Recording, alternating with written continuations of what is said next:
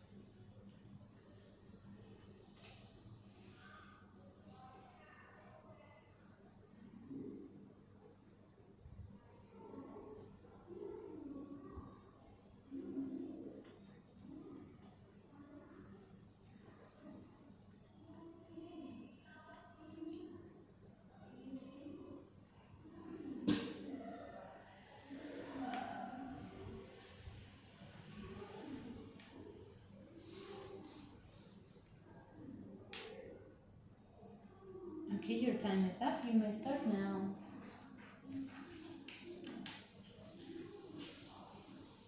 Okay, so the TV program that I'm gonna talk about is National Geographic. It's a TV program about animal and science stuff like travel in space or uh, how these things found in our world. But most of them are just about animal. When I was 5, I was watching on a very old TV. It's at it very cool because it provide me a lot of information about animal and stuff. At that time, I very love animals. Mm. Each TV program have their own channel, so it just show you every information and stuff every day, every single day, and have a breakdown for 4 hours during our sleep. This TV program provide me a lot of information about animals and how they hunt, breed. Sometimes they got a very specific images and pictures and videos about the topic they say on the program. And it made me very interesting because I love animals, especially the aggressive one, and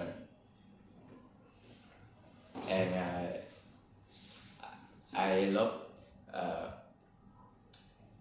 I love they explain about that animal, how snake have venomous but they cannot die, and I think that's all. Okay, very fascinating story about your childhood. Very interesting. Now we are going to move on to part number 3. And in this part, I'm going to ask you some questions about science. My first question is, how interested are most people in your country in science? I think in my country, not very much people interest about science because elder, el- the elders usually don't care about science. They have their own traditions about that stuff. Like if you see like uh, people will say it's just a lion, but there's some elders say it's aggressive and very carnivorous animal they ever see. Mm. Okay, so And Mhm. most of people are the people are interested in science in my country is just like the teenagers, me, or the children, because they just don't know much about the world. Yeah. Okay, I see. And what do you think are the most important scientific discoveries in the last 100 years? I think it would be like the teleportations or the discovery of the time travel, time traveling, because it can help us a lot. Like the teleportation can help you just reduce the distance, like from your house to the USA. Okay, but this is in the next 100 years. But I would like to know about the last 100 years. What people have discovered already Oh, that was important. okay, I misunderstood the question. Oh, it's okay. So I think the most interesting things that ever discovered in the past for 100 years, like a plane, which is very useful because it reduces the distance from, and also it can help you travel a lot farther. And second thing I found it very interesting is the discovery of the phone, smartphone. Without them, we cannot use the internet nowadays. You cannot call in each others. You cannot buy things on your phones, or you cannot entertain yourself. Okay, I see. I agree with your choice of scientific discoveries. And my last question is, who should pay for scientific research, governments or private companies? I think the government make more sense because most of the discoveries are held by the government, and they contain a lot of secret information that normal people or companies can access.